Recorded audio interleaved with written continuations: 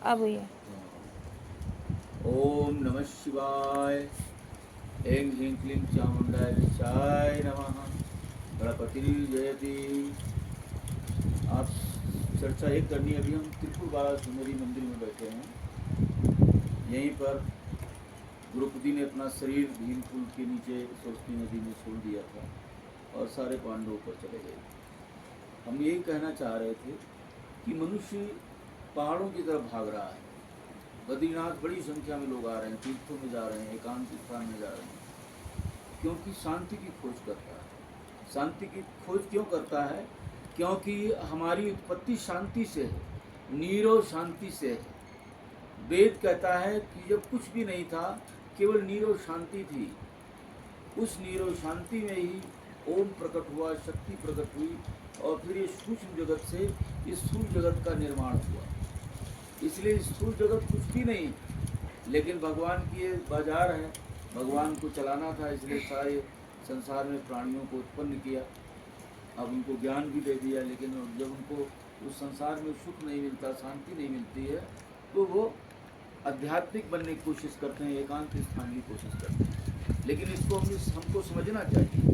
ध्यायति ध्याना, जो जिसका करते हैं, ध्यान पूजन करते हैं, जो सृष्टि और उत्पादक है, जिसने हमको बनाया है, हम उसका ध्यान करना चाहते हैं, पाना चाहते हैं, तो हमको समझना पड़ेगा।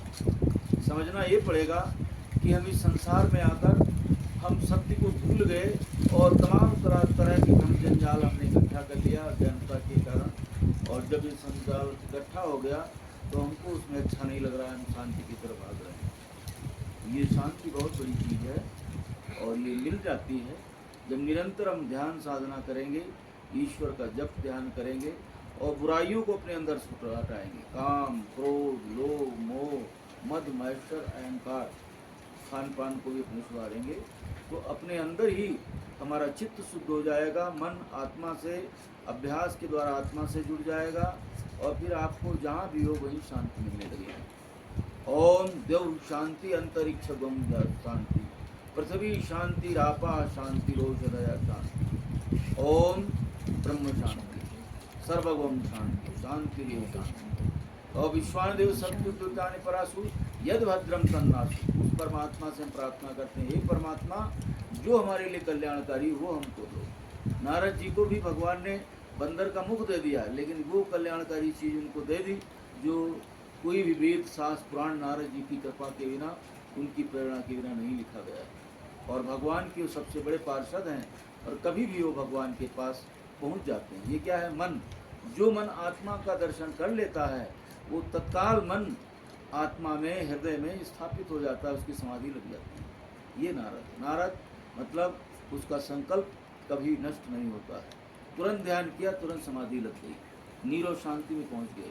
ये आत्मा अनंत में फैली हुई है और फिर संसार भूल जाता है और हम शरीर रहते हुए शून्य में चले जाते हैं। यही ध्यान की स्थिति है, यही मानव जीवन का उद्देश्य है और इसी पर आदमी को चलना चाहिए। ओम नमः शिवाय। ओम शांति।